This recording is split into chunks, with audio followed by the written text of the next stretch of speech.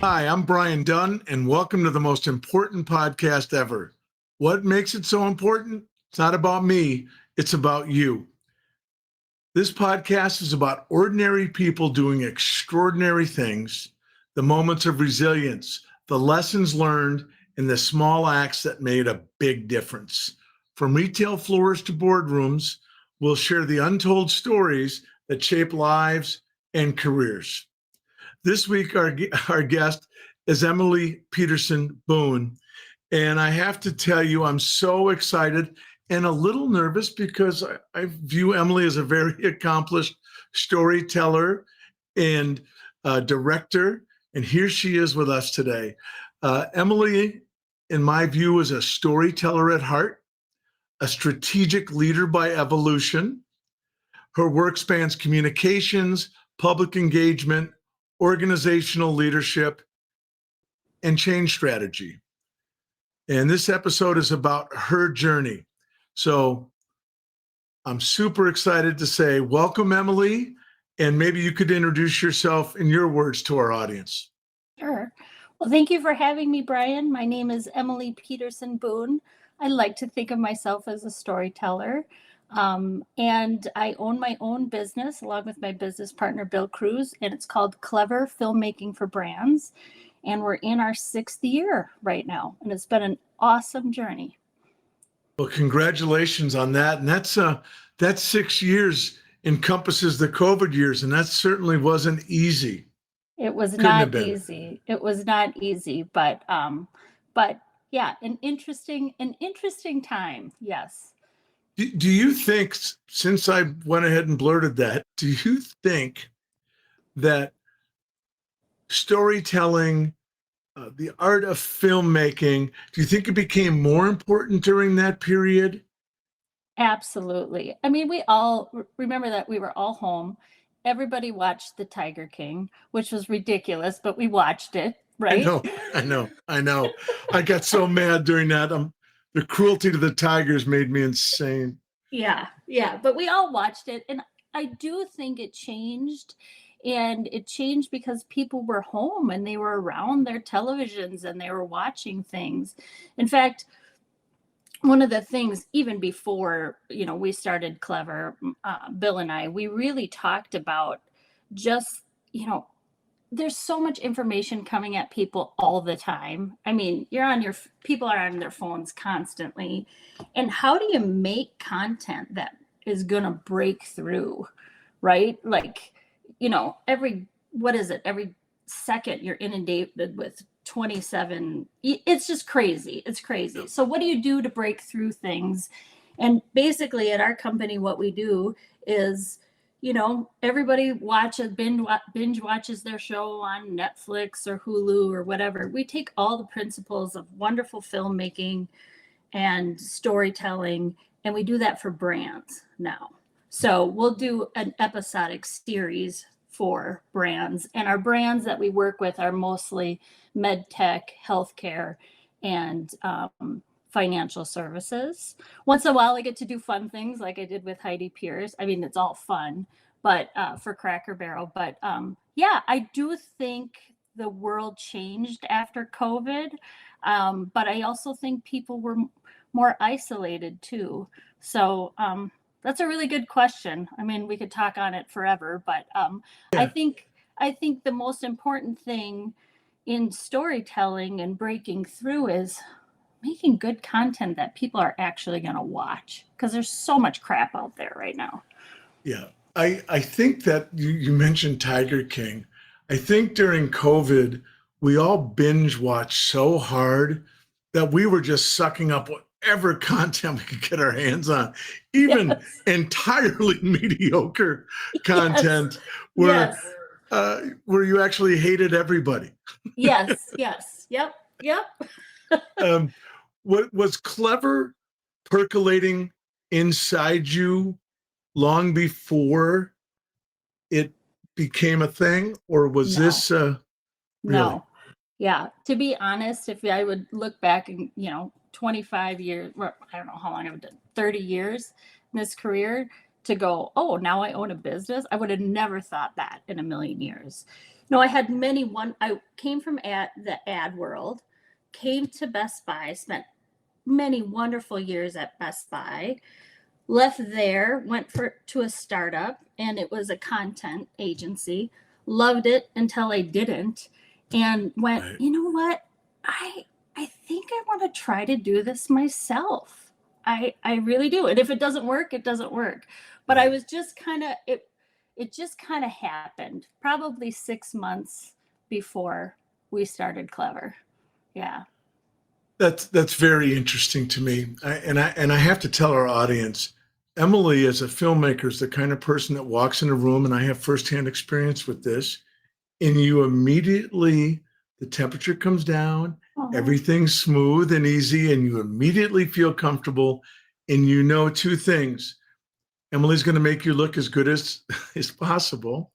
And two, you're in the hands of a professional storyteller. well, That thank you. really is what you put out from a mile away. And I'm wondering, were you born to that? Did you learn that? Were you always a storyteller? I think maybe I was always a storyteller. I've been thinking about this. As a kid, I, would do plays and write stories and direct plays. I always wanted to be the director of the play. And then in high school, I think what I really loved when you talk about filmmaking and videos is my parents got the big camcorder, and my friend Becky Rosenau and I, the first video I ever made, you'll laugh at this. Madonna came out with her song Vogue, and you could make a music video. You can make a music video and Right. send it into MTV and win concert tickets. Why my friend Becky and I thought that we're going to win these concert tickets is beyond me. We spent hours and hours of us filming each other or setting the camera, voguing. It's just stupid, just so stupid. I And we love made it. so many takes, and it was so much fun, and we had such a good time doing it that from then on out, if it was a book report you had to do in high school or presentation, everything was video. Everything was video. So it was really That's fun. So cool. My grandpa Don was probably like the best interviewer you could ever have or ever know. He was so curious, and I loved how he connected with people. He'd ask just great questions. And I think I might have got my curiosity from him, but I just like connecting with people. Like, there's just something about sitting next to a stranger on a plane and you can become best friends 3 hours later. But I also, for some reason, have the face, I think, that people want to tell me too much information, and sometimes I don't want to know. You do. Sometimes I don't want to know about your bunions, Janet. Like, it's, yeah. But they're so interesting. But they're so interesting. Do tell. Oh, wow. Yeah. You've interviewed a lot of leaders, a lot of people that make strategic decisions, and I'm wondering if that influenced how you lead now that you're running Clever with your partner. Yeah, I think so. I mean, I've met just wonderful people along the way, and I've interviewed, I've worked for wonderful leaders, and I've worked for terrible leaders, and I've interviewed a lot of people, and that's a really good question. I think about that. I never like to call myself a leader. Maybe I am because I own a company and I hire people and they work for us and all of that. But that's a leader. Yeah, that's sorry, a leader. Sorry. I think what I have learned the most is you have to be genuine in who you are. And in 2 seconds whether or not somebody is genuine or not. Yeah, I know when I sit down and I'm going to interview somebody, whether they're just going to be all BS or they're going to be real. And I try to make them as real as possible. Right. I think you can look at it, and I've looked at so many corporate videos from just around the whole realm in particular. and you can fill out your bullshit bingo card really quick. And Yeah. it shows in a minute who's being real, who's being vulnerable. And I think today, one of the things you talked about earlier was how we're all inundated with these messages and these flashes. I don't know about you, but I immediately, if somebody's not being real, boom, out, next thing. And I think that the audience is much more in tune with what's real and what's not. Yeah. Yeah. And, people in our industry are really worried also. And maybe I should be more about this, but maybe it's because the work we do of AI and how they think that's going to take over. Right. And you can't AI your way out of humanness. You just can't. You just can't. Yeah. There's a deep connection if you are spending 10 minutes with someone or an hour with someone. It's really important to just be as genuine as you can and get as much information as you can out of this person to make a small film or video. And don't you think part of what, and maybe it's my own challenges I had when I did some of that work as the meat puppet in the chair, you're really helping people find their voice. Yes. Yeah. People overthink what they're going to say, and they've been handled way too much. You see it with executives, you see it with celebrities, you see it with, physicians. I do a lot of physicians. They're handled too much. They're just real people. You just want to get the authenticity. That's important. And don't you think when the camera's rolling, so many people are afraid that are going to make some sort of catastrophic mistake that is going to change care about? In a chair and you've got all the lights and the bells and the whistles around, it can be very daunting, even if you are the biggest celebrity in the world and you're talking about something. It's you're on camera and it's tough and everybody's watching you, but I think there is an art of storytelling and there is an art of interviewing, and a lot of people don't know that art, or a lot of people don't realize what goes into a production. When somebody sits down in the chair across from me, I don't want them thinking about all the bells and whistles and all the people that are back there. I want them to feel the most comfortable they can. And there's a lot of thought that goes into that I think a lot of people don't know about. For sure. And honestly, every time I worked with you, I felt that way and I felt comfortable. And the legendary yellow taggers I worked with all had that magic where it was just all of a sudden it's just the two of you talking. And I know all kinds of work went into that, and all kind of work goes into pre and post and all that. But it's so interesting. I want to ask, is there a story you've done that's changed how you think about something?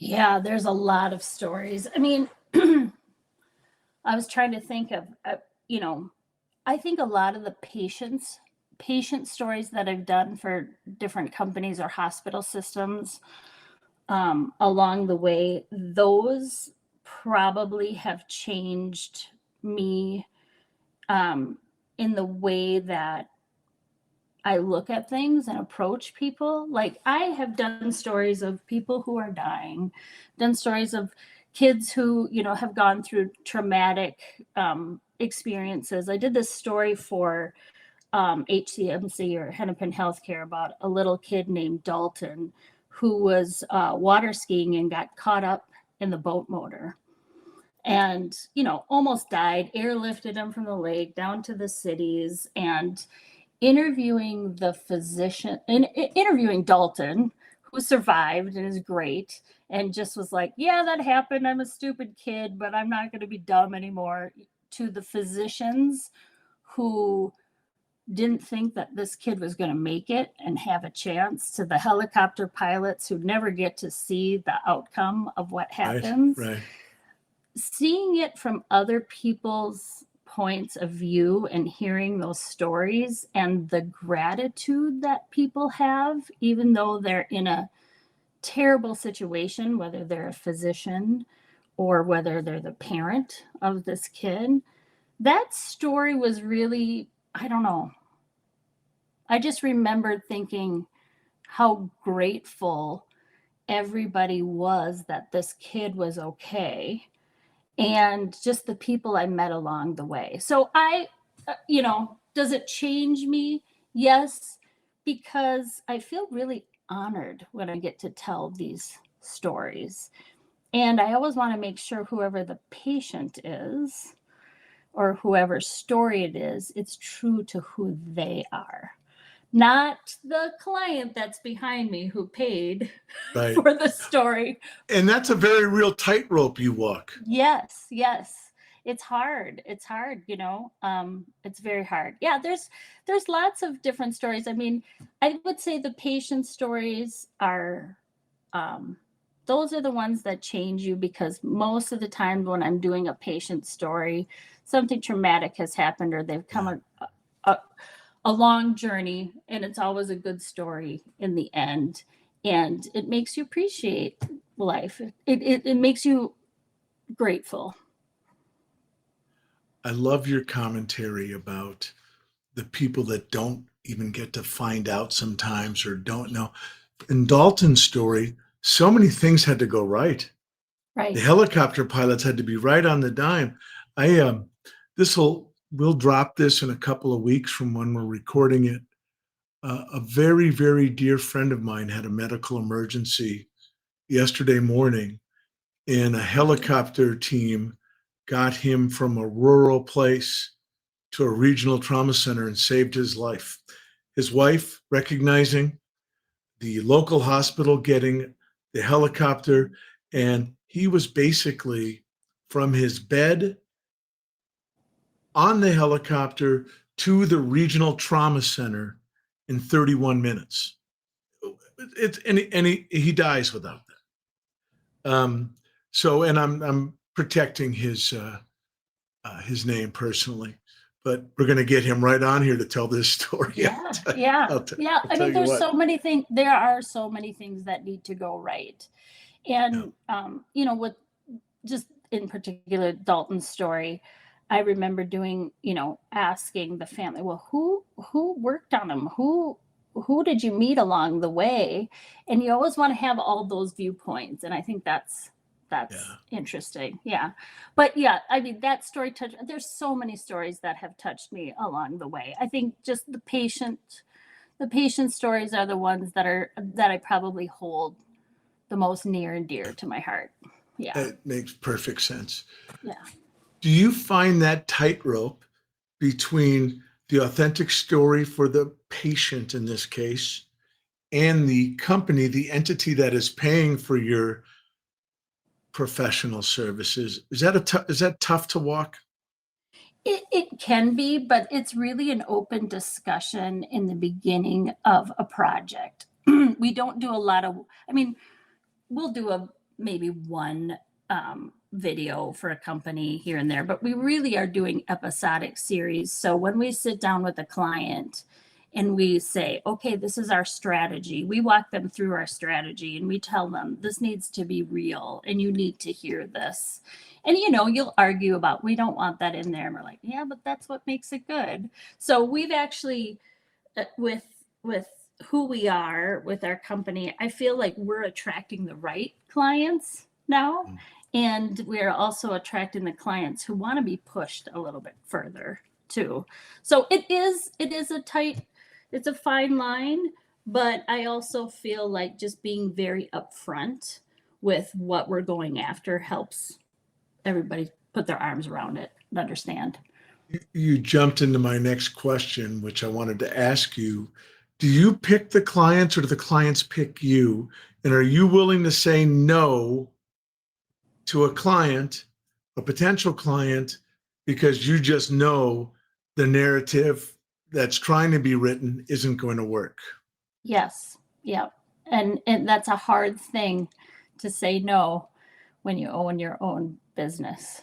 It's really hard. When we first started Clever, we were taking everything and, we'll make a video. Sure, let's do it. Let's make the money. Let's stay in business.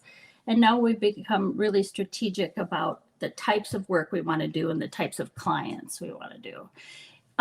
We've been really lucky because we've been busy right out of the gate. The funny thing about this is we started this company. My business partner's name is Bill. We both wrote $1,000 check to put in the money for the company. We're like, well, we'll just get a start. Yeah. And we've been in business for 6 years now. So it's been a good run. That's fantastic. And that's, you know what that is? That's the entrepreneur's sweat. That is no BS. I'm writing the check. Here we go. Yeah. Let's make that work, which puts even more pressure on your leader hat and hey, it'd be nice to ring the register to help drive some revenue, right? Right. Yeah. We're a small business. It's hard to, we love doing the work. And so we're always in the work, and we don't do a very good job promoting ourselves because we're always telling everybody else's stories and we just love what we do, and we wanted to stay small. And we have a freelance model, and we feel so lucky because we have surrounded ourselves with just smart, skilled, amazing people who basically make us look good, honestly. Well, I think that's very generous.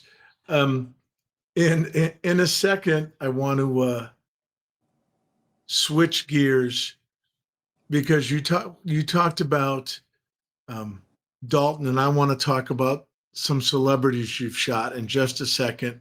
But I want to ask you this: all the serious stuff we were talking about, the business. Is there something you wish you had known when you started it 6 years ago that you know now or have learned now? Yeah, I think what I wish I would have known a little bit more of is to really trust your gut. Really trust your gut, because you second guess yourself all the time as a business owner. And, I don't have the business acumen. I didn't go, into business to run a business. I mean, I was a creative. So I really have learned to flex my brain in different areas. But I would say most of the time when I'm questioning something, or Bill and I are questioning something, we go back to our guts. And I think that I wish I would have done that early on. Yeah. I think it's awesome that you've learned your way to that. So we talked about Dalton. We talked about some serious stories you've done. I got to be a fanboy here. Are there any celebrities you can dish on for us? Oh yeah, I can dish on a lot. Well, right. the funny thing about celebrities is they're just regular people too. Yeah. So, worked with so many at Best Buy and was really lucky, from Taylor Swift to Magic Johnson to Matthew McConaughey to Sarah Bareilles to I'm trying to think of all the celebrities that I got to meet and interview, worked with the Rolling Stones. I mean, so cool, right? So cool. What a name dropper. What a name. But the best story, I'll tell you, the worst interview that I have ever done, and this is a great story, is I interviewed Ludacris. So Ludacris comes to Best Buy. I did this whole series called Ep-17 where I talked to celebrities and sports stars and musicians about what their life was like at 15. It was a great series. Thank you. It was. And I did my homework. Like, I read everything possible about these people. And Ludacris had an interesting story, where he grew up, what he did at 15. He worked at McDonald's and he worked at an old folks home. So I knew all this information, and he comes in with his posse and he sits down in the chair, and here's, weird Emily across from him talking to him about, hey, I'm going to talk to you about what life was like at 15. And sometimes these celebrities don't know what they're going to talk about. He probably thought he was going to talk about his latest album. So we start to talk, and I'm asking him questions like, well, I heard you grew up here, and I heard you worked at McDonald's and this and that. And all I'm getting is yes, no answers from him. It's just awful. It's just the worst interview. And I like to think of myself as I can crack people, but I'm getting nothing from him. And so I say to him, like, well, were you a good teenager? Were you a bad teenager? Were you drinking and smoking and sneaking out in my Minnesota accent? Like, just so dorky.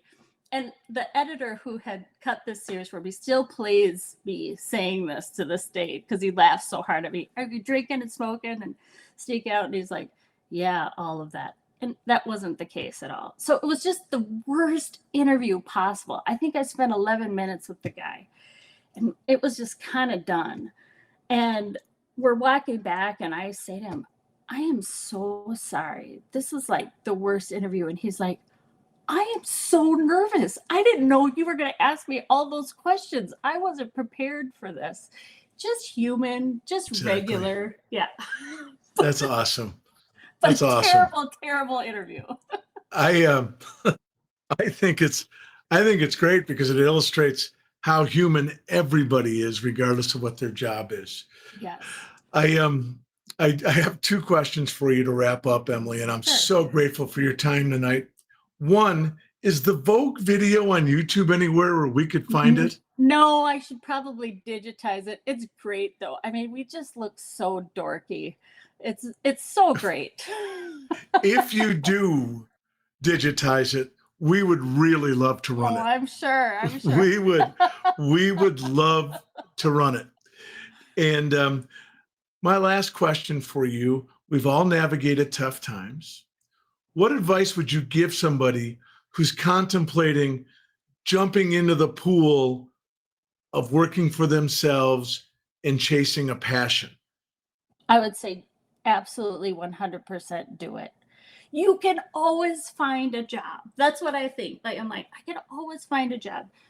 Do it, try it. It might not be for you. I feel so lucky that I get to do what I do, honestly. Yeah, I would say just try it. I think you're a treasure. I really do. Thanks. And is there a work you're proud of that's in the public domain that we could link to this? Yep, absolutely. There's stuff on our website, but I will also send you a link to. There is a series, and I don't know how much time we have, so I don't want to take up too much time. Go. But there is a series. I mean, you talk about like a full career. I feel like I could retire tomorrow, and I feel like I had a wonderful career. I'll keep going as long as I can. But we did a series for Boston Scientific, and we laugh about it, but the series was called Hard, and this is pun intended. It was for male erectile dysfunction and an implantable penis pump. Now, talk about hiring the crew for this and telling them, hey guys, we're gonna go shoot some stuff. We might shoot some surgeries. And they're like, what the hell are we doing here? But it was a highly successful series for Boston Scientific. And it was, when you talk about documentary style and really talking to patients who have suffered for a very long time with this, it's highly personal, and it's very educational, and we're really proud of it because it actually moved the needle for Boston Scientific in this division. So it's really important for us whenever we're working on something that it drives the viewer to do something, because there's so much information out there and so many bad videos and great Yeah. things too. So yeah, very proud of that series. I mean, you know, it's a hard subject to talk about, but I really proud just in how we accomplished that on something that's so sensitive, and who we brought with us and who edited it and everybody who worked on it. I mean, it, you know, really proud of that work. That's really cool. It really is. I have to tell you a quick story. They're flashing their hands at me back there. I'm over. I don't care. I got to tell you this story. My mom, God rest her soul, my dad split when I was 14 and she had to go back into the workforce, and she was looking for a job. And there was a company that specialized in penile implants that she applied to. And they needed some co-op advertising. Not sure why, but they did. And so my mom came home and I said, "How was the interview?" And she said, "Well, he asked me if I was comfortable discussing a penis and penis implants." And she was turning beet red. My mother had never said penis in public ever. And fortunately, the phone rang the next day and she was offered 2 jobs. One was penile implants, one was Best Buy. And Wow. yeah, so The rest is history. Oh my gosh. but Wow. did you come up with the name for the series? I did. So smart, so Yeah. good. Yeah. Emily, I cannot thank you enough for your time. You've been such a fabulous guest, and I have enjoyed it thoroughly, and the time has just flown by. If people want to find you and your company, where should they do that? They should go to clevermn.com. Okay. And we're going to link that to this episode wherever we post it. So that's it for this episode of the most important podcast ever. A huge thanks to Emily Peterson Boone for sharing her story, and an even bigger thanks to you for tuning in and listening. If you enjoyed this conversation, please share it with someone who might find it meaningful. And there's a lot in here that's meaningful and might give you a smile. You can watch and listen on our YouTube channel, and we are on all the major podcast platforms. I think even some of the minor podcast platforms. Please subscribe. And again, thank you so much, Emily. Thanks for and having thank me. you all for watching. We'll see you next time.